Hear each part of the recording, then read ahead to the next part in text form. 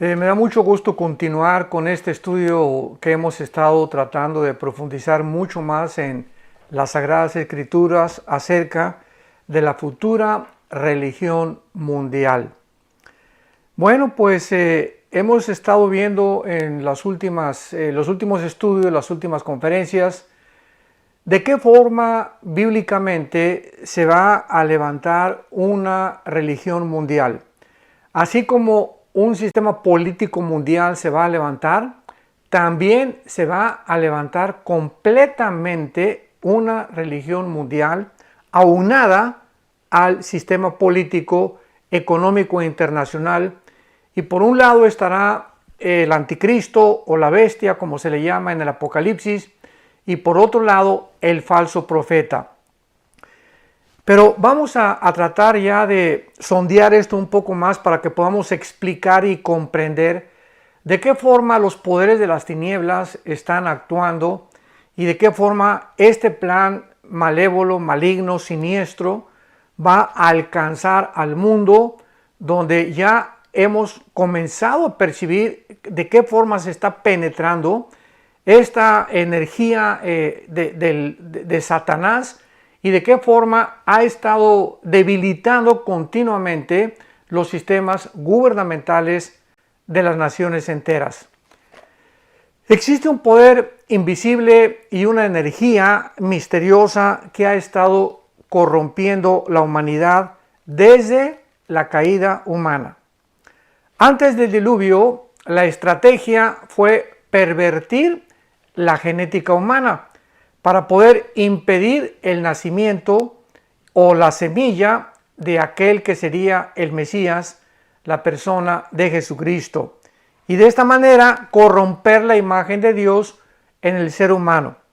En el libro del Génesis, capítulo 3, versículo 15, encontramos nosotros la primer promesa acerca del Mesías. Pero esta promesa está involucrada con caracteres científicos, genéticos, que fueron descubiertos hasta 1860, cuando un monje austriaco llamado Mendel, ¿verdad? Gregorio Mendel, comenzó a hacer los primeros experimentos con la genética y con las leyes de la herencia, y hasta 1954 que se descubre el famoso ADN, el ácido desoxirribonucleico, por el doctor Crick y el doctor Watson. El mundo científico comenzó a penetrar más hondamente en todo este mundo microscópico, invisible al ojo humano, y gracias a los microscopios electrónicos se pudo llegar a comprender muchísimas cosas que la Biblia se había anticipado con siglos antes, y que esto nos demuestra de una forma clara y absoluta de que verdaderamente la Biblia tuvo que haber sido inspirado solamente por Dios, porque solo Él puede predecir el futuro. Dice Génesis 3, versículo 15, y pondré enemistad entre ti y la mujer, y entre tu simiente y la simiente suya. Esta te herirá en la cabeza, y tú le herirás en el calcañar. Aquí Dios le está hablando a la misma persona de Satanás, al maligno, a su enemigo. Y está profetizando Dios que descendería de la mujer una semilla. Y esta palabra es muy interesante porque es la palabra hebrea con Z, sera, con Z, sera, que se tradujo simiente, semilla, linaje o descendencia en algunas partes del Antiguo Testamento y del Nuevo Testamento también. Y cuando se tradujo la Biblia del hebreo al griego, esta palabra sera es la palabra griega esperma, que es realmente la semilla que todos nosotros, los seres humanos, los animales y las mismas frutas llevan, donde se encuentra concentrado y potencialmente todo aquello que Dios puso, la inteligencia que Dios puso, el conocimiento que Dios puso, para que todo eso pudiera algún día, una semilla la siembras y sale un árbol de manzanas, si es de uva de uvas, si es de una higuera de higos, etcétera, etcétera. Y de la misma forma, todos nosotros traemos una semilla, un esperma, que contiene la información genética de aquello que vamos a hacer. Entonces, cuando Dios hace esta promesa, Él está diciéndole a Satanás que él iba a tener también una semilla. ¿Y por qué dije anteriormente que había implicaciones científicas? Porque cuando nosotros analizamos claramente este versículo, ¿cómo es posible que la mujer tenga la semilla? Sabemos que no es la mujer la que tiene la semilla, la poseemos los varones. El varón es el que contiene el esperma, la mujer es receptora de este esperma o de esta semilla que la almacena, la guarda durante 9 meses en su vientre para dar a luz a un ser humano. Entonces, cuando Dios le dice a Eva que va a tener una semilla, ¿qué quería Dios? Muchos me han preguntado que acaso se equivocó Moisés, el autor del libro del Génesis, en haber descrito que era la mujer la que iba a tener la semilla. Y cuando, vuelvo a repetir, cuando se descubren los principios de la genética, en 1860 y 1954, nos damos cuenta que realmente lo que Dios está aquí profetizando es el nacimiento virginal de aquel que sería el Mesías. En otras palabras, ya que la mujer no tiene la semilla, ¿quién le iba a poner esta semilla? Y si esta semilla está contaminada por el pecado, que por ejemplo lo que define el género del varón es el cromosoma XY y la mujer no tiene el cromosoma Y. Entonces, si tú tienes el cromosoma Y, eres varón, pero si tienes los cromosomas XX, eres mujer. Pero cuando vino el pecado, se infectó, vino una contaminación genética que se transmitió a través de todos los siglos, porque así como los científicos han comprobado que a través de los genes podemos heredar enfermedades como la diabetes, artritis, enfermedades mentales, problemas de alcoholismo, etcétera, etcétera. Si somos espíritu o criaturas espirituales, es lógico que también haya transmisión espiritual. Y la Biblia es el único libro que realmente nos revela que la transmisión espiritual, la herencia espiritual que todos los seres humanos hemos recibido, se llama el pecado. El pecado es como un virus que nos infectó y que hace que el ser humano se oponga a las leyes de Dios. El pecado es el que provoca nuestra verdadera autodestrucción. Y como esto maligno que está dentro de nosotros, como dice en Romanos capítulo 7 el apóstol Pablo, yo sé que en mí no mora, no habita el bien, sino el mal que no quiero hacer, ese hago. Entonces dice Pablo en Romanos 7, cuando yo quiero hacer el bien, a veces me encuentro haciéndome el mal. Entonces, ¿qué es esto que contradice la razón? Es como una persona que tú le preguntas, ¿por qué fumas? Bueno, yo fumo porque, porque me gusta, pero que no sabes que ahí en la cajetilla de cigarros dice, este producto es nocivo para la salud. Sí, sí lo sé, te va a contestar. Y tú le puedes decir, ok, si tú sabes que te hace daño a tus pulmones, a tu laringe, a tu esófago, a tus encías, a tu lengua, a tu corazón, a tus alveolos pulmonares y que te estás envenenando, ¿por qué lo sigues haciendo?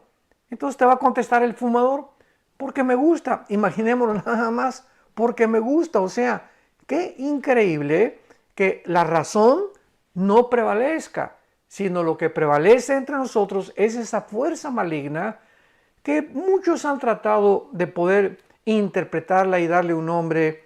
Sigmund Freud atribuyó el problema humano al medio ambiente y a la sexualidad infantil. William Shakespeare, el gran dramaturgo inglés, lo atribuyó y le llamó el defecto trágico del ser humano. Carlos Marx dijo que el problema del ser humano era simplemente la lucha de clases y que si la clase del proletariado derribaba la clase de la burguesía, se iba a establecer una equidad, una igualdad en la sociedad. Y así todos los seres humanos, ideólogos, escritores, filósofos, han tratado de explicar por qué nos comportamos cómo nos comportamos. Pero la Biblia es muy clara al revelarnos que la maldad, esa que traemos dentro del ser humano y que está produciendo nuestra autodestrucción, se llama pecado.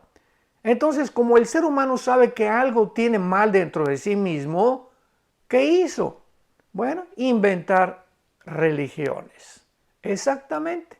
Inventar algún sistema porque de alguna manera no ha habido en toda la historia, damas y caballeros, ninguna tribu, ninguna civilización, ninguna organización, ni una sociedad secreta. No ha habido nunca en la historia humana, desde los sumerios y los babilonios, los medos persas, los griegos, etcétera, etcétera, los bárbaros, todos los que trataron de, a través de las tribus, de conectarse con el espiritismo, etcétera, etcétera. No ha habido, en conclusión, nunca en la historia un grupo de seres humanos que no hayan experimentado su necesidad de tener un Dios. Y como no sabemos realmente quién es Dios, ni cómo es Dios, pues el ser humano inventó que adorar a la luna, adorar al sol, y vamos y agarramos un tronco de un árbol y comenzamos a través de la madera, darle forma de un ser humano, o agarramos cemento o yeso y le damos la forma de un ser humano, y ya con esa obra en nuestras manos que nosotros hicimos, nos inclinamos ante ellas, que se llama en la Biblia ídolos. O sea, qué increíble, ¿verdad? Que podamos estar nosotros adorando a algo que nosotros mismos hemos creado. Muy bien, entonces este fue el primer intento cuando Satanás se da cuenta que genéticamente iba a venir el Mesías. ¿Qué fue lo que hizo? Bueno, en Génesis capítulo 6 vemos el primer intento satánico por impedir, por detener que a través de la semilla del ser humano viniera el Mesías que iba a herirlo a Satanás en la cabeza. Y entonces, ¿qué hace Satanás? Bueno, en el capítulo 6 del Génesis, versículo 1 al 4, nos damos cuenta que los hombres comenzaron a multiplicarse y entonces los hijos de Dios. Y esta frase, los hijos de Dios, en todo el Antiguo Testamento, siempre está relacionado con los ángeles, ya sea los ángeles buenos o los ángeles malos, pero es un título que se les da a una frase a los ángeles exclusivamente, jamás a los seres humanos. Entonces vemos aquí que los hijos de Dios o los ángeles, en este caso los ángeles caídos, vieron a las mujeres humanas y de alguna forma misteriosa, siniestra, maligna, se mezclaron o alteraron la genética de las mujeres. Estamos hablando hace 5.500 años aproximadamente, y de esta relación o de esta alteración genética que los ángeles caídos produjeron en las mujeres humanas, nacieron los Nefilim. Esta palabra Nefilim, que se traduce en el versículo 4 de Génesis 6, había gigantes en la tierra en aquellos días, y también después que se llegaron los hijos de Dios a las hijas de los hombres y les engendraron hijos. Y si nosotros tuviéramos alguna duda respecto a que fueron ángeles los que de alguna forma, repito, se mezclaron misteriosamente con las mujeres y alteraron la genética de las mujeres, produciendo seres de 4 metros de altura, que se tradujeron, repito, gigantes, pero la palabra original en el hebreo es Nefilim, o Nepilim con P de papá, Nepilim con H intermedia, y al principio con N de nana, Nepilim. Y esta palabra hebrea significa literalmente caídos, o criaturas caídas o caerse. Entonces está hablando claramente aquí el Espíritu Santo de que criaturas caídas son las que se convirtieron en estos gigantes como resultado de una mezcla híbrida entre estos ángeles y las mujeres humanas. Y repito, si hay alguna duda de que alguien pudiera decir, ¿cómo pueden los ángeles mezclarse con las mujeres humanas, etcétera, etcétera? Dejemos que la Biblia, no es de interpretación privada, dejemos que la Biblia nos conteste. En el libro de Judas, antes del libro del Apocalipsis está el libro de Judas, dice así en el versículo 6, y aquí explica Judas lo que pasó precisamente en Génesis capítulo 6 con los ángeles y las mujeres. Escuchemos esto. Y a los ángeles que no guardaron su dignidad, sino que abandonaron su propia morada, los ha guardado bajo oscuridad en prisiones eternas para el juicio del gran día, como Sodoma y Gomorra y las ciudades vecinas, las cuales de la misma manera que aquellos, ¿quiénes son aquellos? Está hablando de los ángeles. De la misma manera que los ángeles caídos, dice la Biblia, habiendo fornicado e ido en pos de vicios contra naturaleza. O sea, Judas está explicando ya y aclarándonos que los ángeles hicieron o repitieron el pecado de los sodomitas. Los sodomitas, sabemos nosotros en Génesis capítulo 19, que llegaron a un punto en el que casi toda la ciudad de Sodoma y de Gomorra eran homosexuales. Jóvenes, grandes, adultos. Es impresionante cómo se expandió y cómo se contaminó la sociedad en aquellos tiempos. Pues aquí Judas nos está explicando que de la misma forma que los sodomitas, los ángeles fornicaron y fueron en vicios contra la naturaleza y fueron puestos, por ejemplo, sufriendo el castigo del fuego eterno. Así que pues ya no tenemos ninguna duda que de alguna forma misteriosa, y esto no lo podemos nosotros dudar, porque recordemos que Satanás y sus ángeles fueron creados millones de años antes que el ser humano.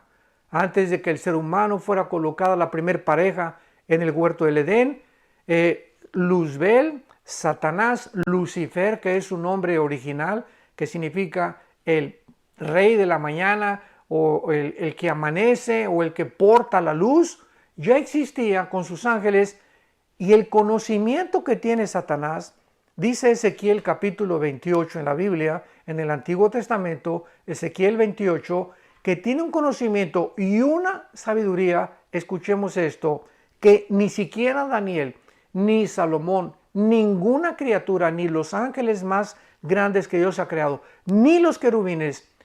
Lucifer es la criatura más inteligente y más sabia que Dios creó. Ahora, que él haya corrompido su sabiduría y su inteligencia, ¿verdad? No hace culpable a Dios, porque Dios nos da los dones, Dios nos da los talentos a todas las criaturas, y depende de nosotros la forma como administremos las bendiciones que Dios ha derramado en cada una de sus criaturas. Muy bien. Veamos entonces ahora que mientras la raza humana comenzó a propagarse, pues vino, ¿verdad?, el patriarcado en primer lugar. El patriarcado era cuando cada varón en su casa era el que estaba formando y el que tenía la autoridad sobre toda su casa, etcétera, etcétera. Y del patriarcado brincamos al Estado, del Estado a las ciudades, y finalmente se formaron las ciudades-estado para culminar con lo que se conoce ahorita como las naciones. Esta fue la evolución que ha tenido la raza humana desde el principio de la creación. Y Satanás comenzó a tratar de infiltrarse. Una vez que fracasó en su proyecto de alterar la genética humana, comenzó a cambiar su proyecto e inmediatamente comenzó a infiltrarse, ¿verdad?, dentro de los sistemas de gobierno. Comenzó a infiltrarse dentro de los sistemas de gobierno ideológicamente, con ideas que desde luego no provienen de la Biblia. Podemos preguntarnos por qué. Bueno, pues es muy fácil la respuesta. Sabemos que los gobiernos, todos los gobiernos, a través de la historia, pues han sido siempre monarquías o se cambian a dictaduras y después se planeó la famosa democracia con los griegos, que fueron el inicio de la democracia fue con los griegos. La palabra demos, kratos, de ahí viene la palabra democracia, demos pueblo, kratos gobierno en el griego, significa el gobierno gobierna, el pueblo gobierna, el gobierno del pueblo. Entonces, cuando los griegos se dieron cuenta que el pueblo era muy ignorante y que ellos realmente pues, no podían determinar gobernar por la ignorancia que tenía el pueblo, no tenían el acceso como las élites o los senadores de los griegos o los grandes, Platón, Sócrates, Demóstenes, etcétera, etcétera. La democracia no duró mucho tiempo. Y entonces pasó muchísimos siglos y llegamos nosotros al siglo XX, el siglo pasado, donde prevalecieron las monarquías casi en Europa, en la mayor parte de los países de las naciones europeas, y hasta el siglo XX, en 1917, un hombre llamado Nikolai Lenin inicia y pone en práctica la ideología que un hombre llamado Carlos Marx junto con Federico Engels en el siglo XIX idearon y desarrollaron en un libro que se llama El Capital o el Manifiesto Comunista. Pues Carlos Marx y Engels murieron y entonces vino Lenin y él fue el que llevó a práctica la ideología, la praxis la llevó a la revolución que se suscitó en Rusia antiguamente en 1917 y que se conoce como la revolución bolchevique. Fueron los bolcheviques un grupo de armados ideológicamente también a través de la filosofía del comunismo, los que derrotaron a los zares. El último zar, el Nicolás II, lo mataron a él, a su esposa y a todos sus niños, casi todos menores de edad, los asesinaron para que pudiera prevalecer esta filosofía del comunismo, porque estaban de alguna manera los rusos cansados de la opresión que los zares hicieron en contra del pueblo. Entonces el comunismo estuvo prevaleciendo casi cerca de 70 años como un sistema ideológico de gobierno, y todo esto lo tengo que explicar para que podamos entender, como dijimos anteriormente, que a través de las ideas de los gobiernos se infiltra Satanás. ¿Por qué? Porque los gobiernos son los que tienen la autoridad, son los que tienen mucho más grande influencia sobre el pueblo. Entonces, un gobierno puede oprimir o puede bendecir o puede maldecir a una población. Entonces, a través de esta ideología del comunismo, que costó más de 100 millones de personas, estamos hablando de Mao, de José Stalin, estamos hablando de Hitler, aunque los nazis no eran comunistas, era un partido nacional socialista. Sin embargo, lo vamos a ver más adelante, prevaleció la idea, ¿verdad?, donde la familia no era lo más importante, sino el Estado, porque todo está muy bien escondido y tiene muchas ramificaciones. Y vemos nosotros que a través de todos estos líderes comunistas, Fidel Castro, ¿verdad?, Che Guevara, etcétera, etcétera, las naciones actualmente en Latinoamérica, que abrazaron esta ideología, ha provocado descontento, una pobreza impresionante, y en 1989, bueno, pues cayó el muro de Berlín y el primer ministro de Rusia, Gorbachev, dijo: hemos fracasado con esta ideología. Para terminar, el comunismo se demostró que no funcionó, que no podía funcionar, ni tampoco va a funcionar por precisamente las ideas que tiene satánicas, escondidas, que lastiman al ser humano. Y Después de la Segunda Guerra Mundial, aunado al comunismo, ¿verdad? Surgió pues no la ideología, sino que regresa la democracia. Estados Unidos, Canadá, Inglaterra y Rusia, qué ironía, ¿verdad? Que un país comunista como Rusia se una a Winston Churchill en Inglaterra, al general MacArthur en Estados Unidos, a Canadá, para derrotar a los alemanes, a los nazis, al fascismo italiano y a los japoneses. Entonces, acaba la Segunda Guerra Mundial y comienza a prevalecer la democracia y el capitalismo. Y este modelo comienza la mayor parte de las naciones a seguirlo, porque fue un modelo donde si nosotros estudiamos de una forma honesta y profunda la Constitución de los Estados Unidos de Norteamérica, no tiene comparación en el mundo. Los principios morales de igualdad que contiene, las enmiendas que contiene, podríamos decir, es un gobierno casi perfecto, ¿verdad? Entonces, qué maravilloso es que podamos ver nosotros que hubo naciones que pudieron levantarse realmente con este modelo, otras no, pero de la misma forma, como dijo Winston Churchill, la democracia no es un sistema perfecto, entre los buenos es uno de los mejorcitos, pero tampoco es el gobierno perfecto, los gobiernos democráticos, simplemente porque el ser humano se encuentra detrás. Y todo donde el ser humano se encuentra, lo echamos a perder tarde o temprano. Muy bien. Entonces, vayamos rápidamente al libro del Apocalipsis y veamos de qué forma en el capítulo 17 esta religión mundial que comenzó a mezclarse principalmente en el siglo XX, donde vemos nosotros que la religión casi siempre estuvo relacionada con la política, porque los políticos necesitan un sistema religioso, no imponerlo porque existe la separación de la iglesia y del Estado, sino algo que pudiera apelar al pueblo. Y pues no hay una nación, ¿verdad?, que de alguna manera tenga alguna religión, llámese budismo, hinduismo, catolicismo romano, protestantismo, sintoísmo, etcétera, etcétera. De alguna manera hay un apego, ¿verdad?, a una ideología mística en todas las naciones.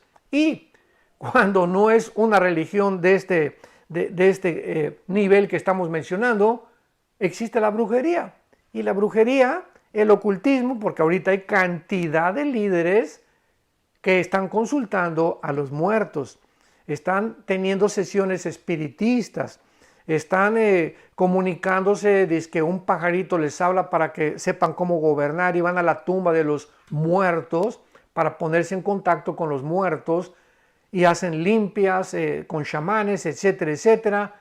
Pero la brujería es una forma de religión, porque involucra, ¿verdad?, el misterio, involucra comunicación con algo, con alguien, pero vemos que de todas maneras esto ha infiltrado cantidad de gobiernos en el mundo entero.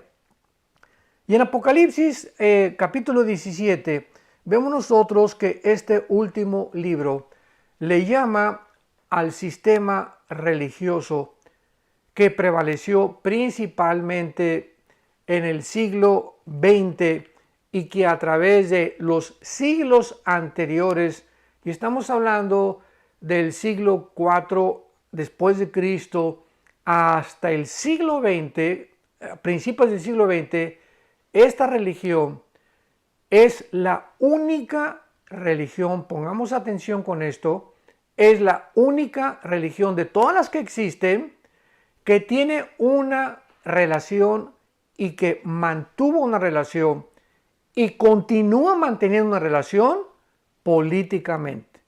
O sea, es un sistema religioso, pero también político. O sea, o es una religión o es una política, ¿verdad? Porque dijo Jesucristo, denle al César lo que es del César y a Dios lo que es de Dios. Cuando le preguntaron que si pagaba impuestos. Entonces, cuando una religión se mezcla con la política, y donde los políticos usan la religión y se amalgaman uno con otro, en la Biblia le llama fornicar, porque fornicar, ¿verdad? Físicamente es mantener relaciones ilícitas con alguien que no es tu esposa, o mantener relaciones ilícitas, cualquier actividad sexual que no sea dentro de la esfera del matrimonio, de la dimensión del matrimonio, la Biblia le llama fornicar.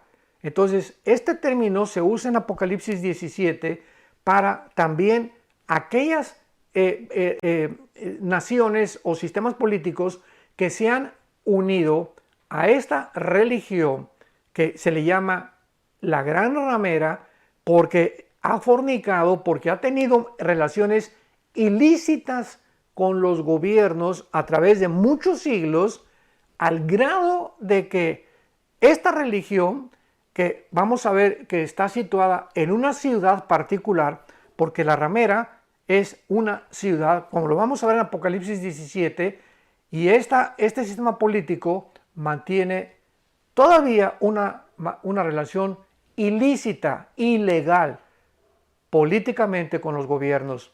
Esta religión es la única que tiene un lugar en las Naciones Unidas. Tiene un asiento en las Naciones Unidas y es la única religión también en la historia que al mismo tiempo es un Estado con un gobierno, con sus propios bancos, con su propia policía, etcétera, etcétera. Ya me estoy adelantando un poco para prepararles el terreno. Y dice así Apocalipsis 17, vino entonces uno de los 7 ángeles que tenían las 7 copas y habló conmigo diciéndome, ven acá y te mostraré la sentencia, o sea, el juicio contra la gran ramera, la que está sentada sobre muchas aguas. Vamos rápidamente al versículo 18 del mismo capítulo para que dejemos que el Espíritu Santo nos interprete y nos diga quién es esta gran ramera. Versículo 18. Y la mujer que has visto es la gran ciudad. Es una gran ciudad que reina sobre quienes, o sea, que gobierna sobre los reyes de la tierra o sobre los gobernantes de las naciones.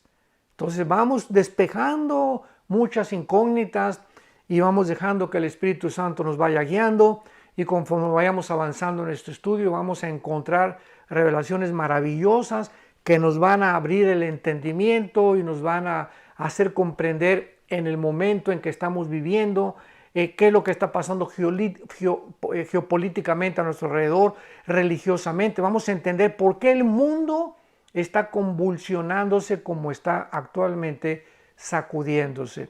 He dicho anteriormente que es como las placas tectónicas en un temblor. Las placas tectónicas son placas debajo de la superficie de la Tierra que cuando se están acomodando, ¿verdad? Es lo que produce los sacudimientos o los terremotos. Y cuando ya se acomodan, ya deja de temblar. Entonces, ahorita el mundo nos encontramos en un acomodamiento tremendo, un acomodamiento de placas tectónicas políticas y religiosas. En el continente americano, en Europa, en el Medio Oriente, el mundo está ahorita así, donde no sabemos, ¿verdad?, cuando se termine esto o cuando se aplaque esto, ¿qué va a pasar? Porque muchas veces van a decir, bueno, pues ya paz y seguridad, y dice la Biblia que cuando creamos que ya el mundo está tranquilo y que va a haber paz y seguridad, vendrá destrucción repentina. Bueno, entonces ya vemos que esta ramera es la gran ciudad y que está sentada sobre muchas aguas. Cuando la Biblia habla de muchas aguas, nos está hablando de naciones. Y esto también lo interpretamos aquí claramente en la palabra de Dios. Dice la Biblia en el versículo 15, me dijo también, las aguas, vemos cómo el Espíritu Santo interpreta todo, las aguas que has visto, donde la ramera se sienta, son pueblos, muchedumbres, naciones y lenguas.